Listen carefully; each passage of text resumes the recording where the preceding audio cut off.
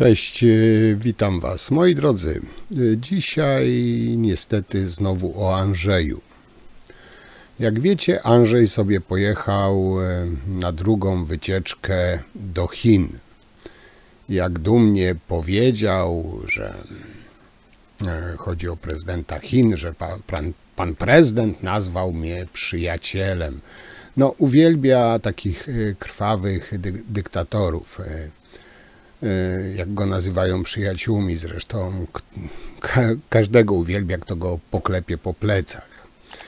Duda zachwyca się tym, jak pozytywne są relacje Polski z Chinami. Powiedział, że ma nadzieję, że takie pozostaną. Tylko pytanie, czy podczas tej 4-dniowej wycieczki w Chinach poruszył kwestię chińskiego wsparcia dla Rosji w prowadzeniu wojny w Ukrainie. Stali bywalcy Andrzeja uznali wizytę w Chinach za sukces. Niemal ukoronowanie prezydentury. Tutaj w pewnym sensie bym się zgodził. Jakoś nie przeszkadza, że Duda prawi komplementy jakiemuś tam Xi, nie wiem, jak on tam ma na nazwisko, w sytuacji, w której zdradzające takie totalitarne ciągoty Chiny stają się coraz większym zagrożeniem. Duda jest jak zwykle zachwycony takimi ludźmi, takimi przywódcami. Jak pewnie pamiętacie, w listopadzie 2021 roku Biały Dom USA ostrzegał Dudę, Morawieckiego, że grozi wojna i Putin gromadzi wojsko. W lutym 2022 roku Biały Dom USA ostrzega, że Putin podjął decyzję o wojnie, która może nastąpić każdego dnia. Co robi Duda?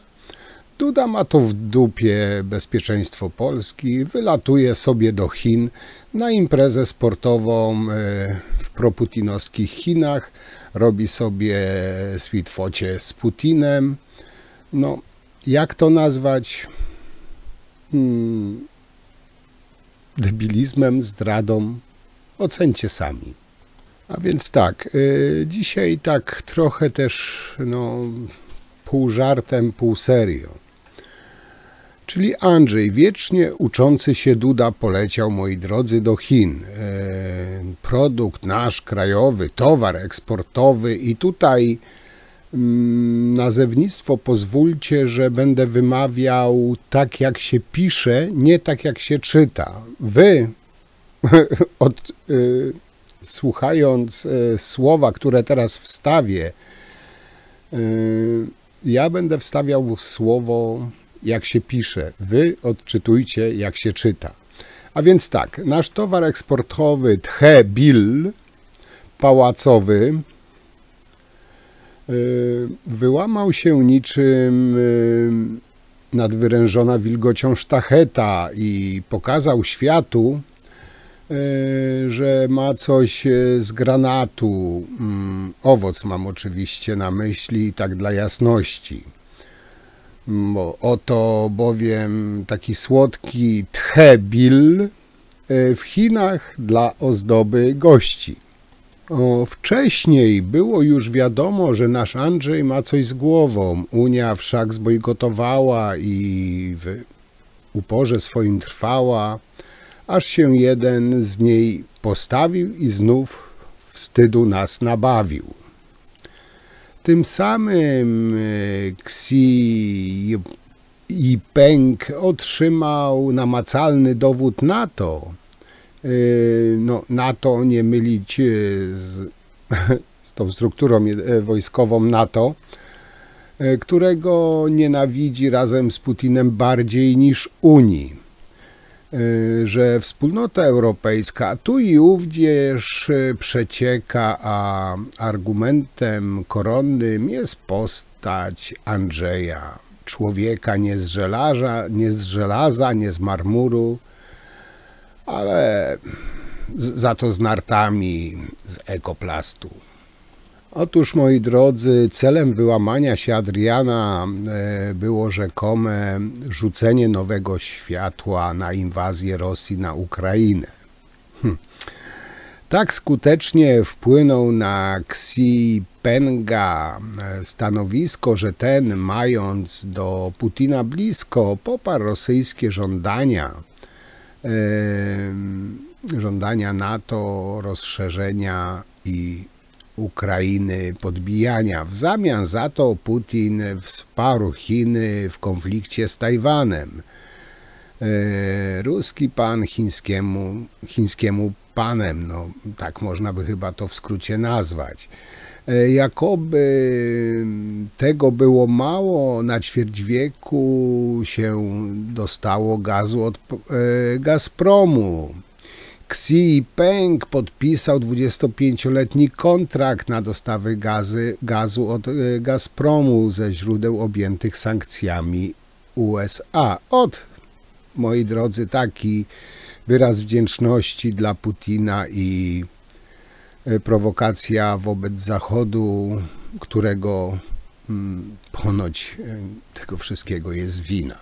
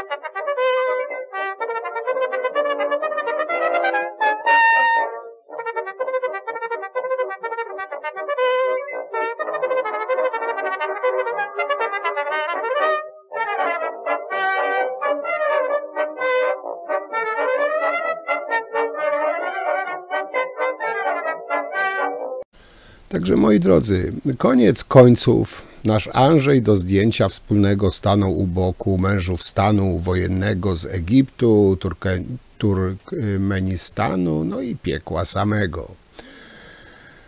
Chciałoby się rzec, iż zagrał w Chińczyka, ale to, co zrobił, to raczej coś, z Pekińczyka.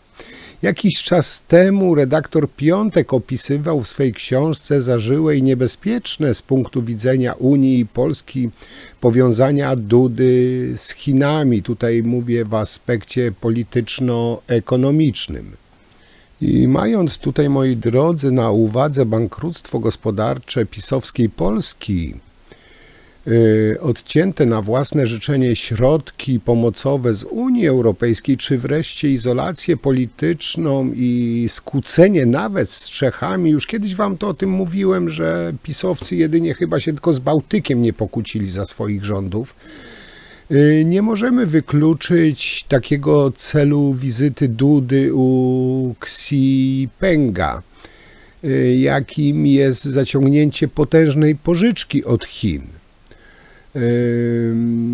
Te ostatnie bowiem chętnie wspierają członków Unii chcącego ją rozwalić od środka, a w najgorszym przypadku będącego jej ropiejącym wrzodem, co niejednokrotnie się już o tym przekonaliśmy ze strony pisowców czy tej Solidarnej Rosji.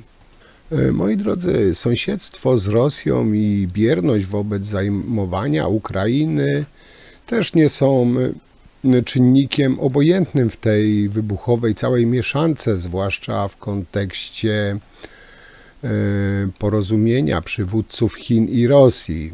Tutaj chyba należałoby dodać do tego spotkania Morawieckiego z proputinowskimi politykami, populistami antyunijnymi, agentami, którego przekaz brzmiał między innymi alternatywa dla Unii i mamy naprawdę kuszącą z punktu widzenia Xi Jinpinga okazję do osłabienia świata zachodniego.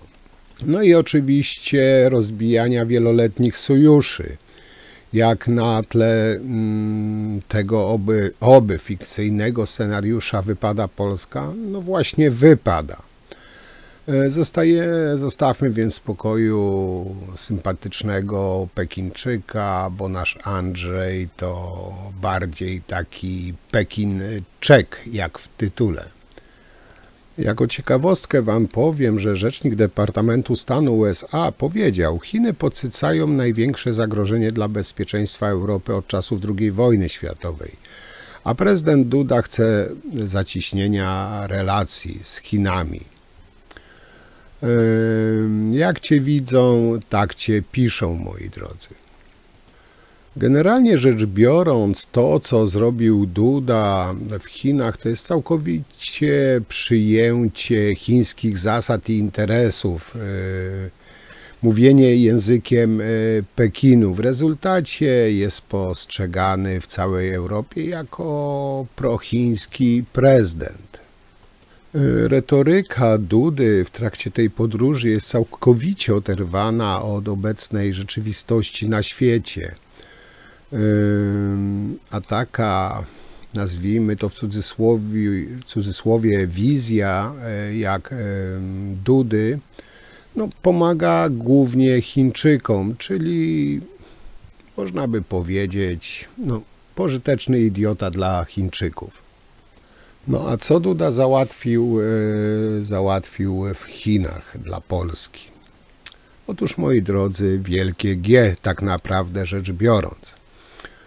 Bo jak na wstępie powiedziałem, była to po prostu wycieczka do Chin. Co załatwił? Załatwił wydruk słownika polsko-chińskiego, chińsko-polskiego, i dwutygodniowy wyjazd bez wizy na terytorium Chin. Sukces na miarę naszego prezydenta. Plotka głosi, że w związku z zniesieniem na te 2 tygodnie wiz do Chin PKS Radom uruchomił nową nitkę autobusową właśnie Radom-Pekin. Oczywiście pod nadzorem Sasina.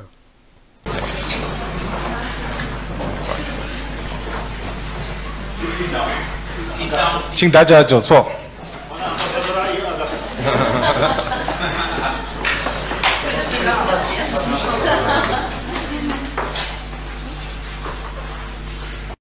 Widzieliście na tym nagraniu, tu taki Andrzej był stanowczy, podjął w końcu jakąś samodzielną decyzję. Kazał żonie stanąć przy sobie. Nie, dobra, żarty żartami. Aż takim żartownisiem jak Duda nie jestem, bo to, co powiedział Duda, tego nie przebije nic. Otóż w jednych z wielu tych błyskotliwych wypowiedzi Dudy w Chinach Duda oświadczył przed kamerami publicznie, pozwólcie, że zacytuję. Wyrażam nadzieję, że Polacy w przyszłości wybiorą mnie ponownie na prezydenta. Czyli nie wiem, Duduś nie wie, że prezydentem można być tylko 2 kadencje, a nie 3,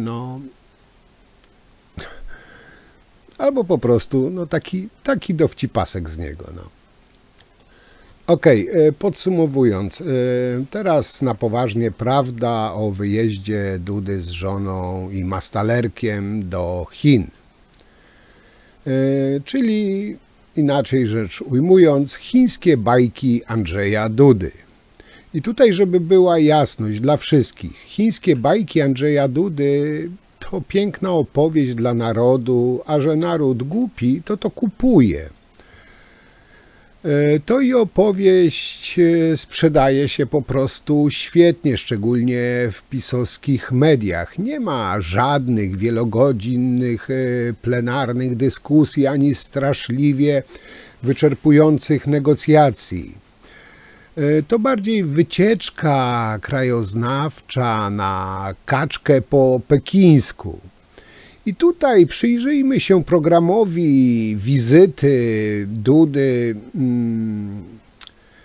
dostępnym na oficjalnej stronie prezydenta. Także to nie jest jakiś mój wymysł, tylko to jest ściągnięte, to co wam tutaj przytoczę, to jest ściągnięte z oficjalnej strony Dudy. I więc tak, zacznijmy. W sobotę 0 spotkań rządowych. Dzień zaliczony. Niedziela. Wręczenie orderów w polskiej ambasadzie. Znów 0 spotkań. Kolejny dzień zaliczony. Przypomina to chyba trochę taksówkarza, który wybiera się na dłuższą trasę, żeby nabić licznik. Dobra. Opowieści z obozu Dudy o 5-dniowej wizycie, 3-godzinnych rozmowach z prezydentem Xi są po prostu totalną bzdurą. Duda przyleciał w sobotę, żeby wydłużyć swój pobyt na papierze.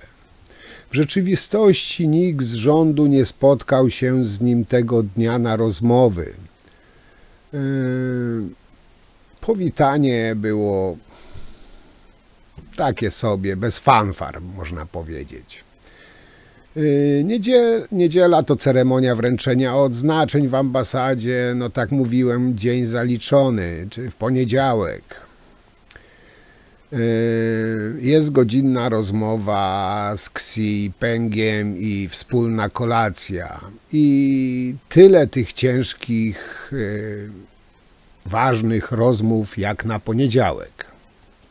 No i tak, jest szansa, że Xi Jinping coś rzuci, na przykład zniesienie wiz, choć to mało prawdopodobne, no ale chyba wypaliło i to koniec wizyty rządowej. We wtorek planowana jest wycieczka krajoznawcza, nic nieznaczące spotkania, które mają nabyć licznik dni spędzonych w Chinach. No i kolejny dzionek zaliczony. W środę podobnie Duda wygłosi przemówienie na uniwersytecie w Fudan. No i dzionek zaliczony. Wszystko to, żeby móc powiedzieć, że prezydent spędził aż 5 dni w Chinach.